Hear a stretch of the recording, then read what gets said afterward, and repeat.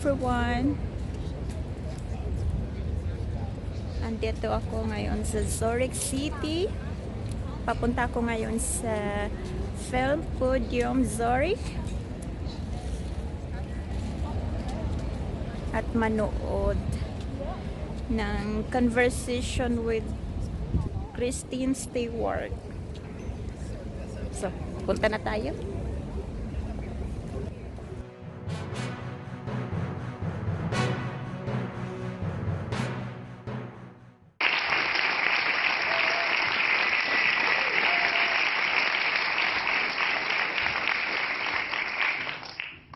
Thank you so much for chatting with us today. It's going to be fun. I hope some of you got the chance to see Seaberg last night. Oh yeah. So Elizabeth Banks spearheaded that whole situation. It was her idea to revive the whatever you call it, like the series, whatever, the movies. And I had never worked with her before. I've always just been a huge fan. I think tonally we're so different. I think she can kind of squeeze a joke or a laugh out of anything, and I am like just the farthest version. I don't know. We just have like completely different impulses, and I was so shocked that she kind of saw me and was like, "Hey, you're a goofball, and I think that we should play around together because nobody does that with you." And I was like, "What? You're right. Nobody ever does that with me." And so she kind of like got in there, and it was like just sort of this really tender act. Like I was so thankful. And then ultimately, she wrote a really, really warm, grounded, also very silly, stupid, kind of sometimes slapstick, but also kind of really well-intentioned movie. And it's rad. It's like she took like this story that we've grown up with, we've seen it. She took this like superhero aspect out of it and made the girls really real and relatable and like really accessible, but also very aspirational. Like there's this network of women across the globe that are connected that are really unstoppable. So it's not like there's these three unattainable. Yeah, exactly. Like they can fly and do kung fu while suspended in the air. It's like no, these girls are actually like smart, and it's about women who are friends, who are good people working. And so yeah, it's kind of just about it's like a women at work story. That's also just kind of absurd sometimes, but like you didn't lose the kitschy thing because she's fucking silly. But anyway. And are you a goofball? I don't know sometimes.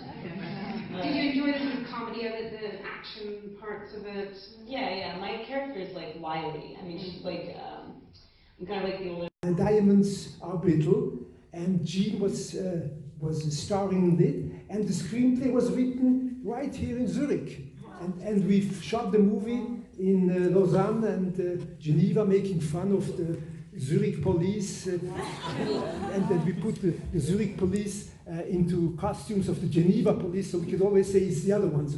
So now I come back to the question. Sorry, no, I don't know. But I also worked, did a movie with Jodie Foster, and I was wondering if the starting point of your movie here, you showed, did you talk about Jean Seberg while shooting Panic Room? Because Panic Room is also, the parallel is that what I liked most about your performance is the energy you put into the way Jean, who is a victim, is fighting back. That was the great thing for me. And the same situation was in Panic Room, and I was wondering if you might want to come back to the comedy and the light side, because of course the episode you treated with the movie Seberg was a very sad and very dark experience. And I had the privilege to be on the sunny side of her destiny, and which is of course very important. So in the future, would you like to go back to comedy, and should we go to William Morris, submit stuff? Thank you. Would you like to go back to comedy in this serious stuff? This isn't what okay.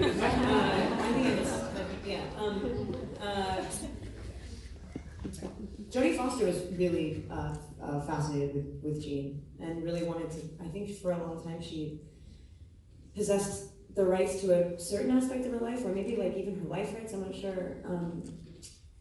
I did the little girl who lives down the lane, you know? Have you seen it? I have, no. Ah, you should see it. Did you talk with Jodie when you wrote No, the movie? so no, I mean, gosh, I was like 11 years old, I didn't even know who Jane Seabrook was, I'd never seen Breathless, and so I haven't talked to Jodie about that. In regards to not doing an impression of her, and also, it's important to highlight that she was insanely exuberant. This girl was like, she was the most, I mean, from the narrow impression that I was able to gather through the limited reference, which is like nothing, other than her films, which did show a progressive receding in that energy, which is the saddest thing about watching her life sort of diminish. In the beginning of her career, she's like, her energy protrudes, it comes at you so hard, it's literally like the most like, it's so affecting that the most intimidating thing for me was not the unraveling and the persecution and the sort of victimization of her. It was like to make sure that the loss of that energy through that sort of more violent part of the movie was only really felt if in the beginning you kind of at some point got this flash from her. And then we only had like a little bit of time to tell that part of the story, but when you watch anything, her work is like fire. I mean, it is, you know, tonally we're not the same. And so yeah, that was the most intimidating thing for me, was making sure that her face like hung out in the way that it did, and that I could smile as big as her, that she was just so kind of unpredictable, and yeah. Thank you. This guy's question first.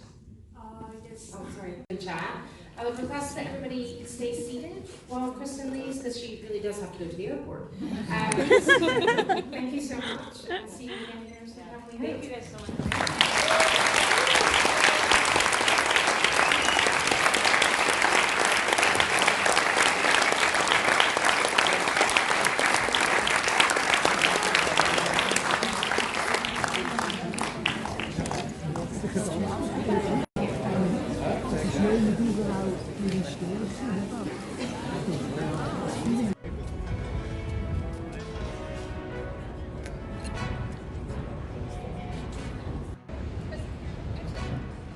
So that's all for now. Thank you for watching. Bye.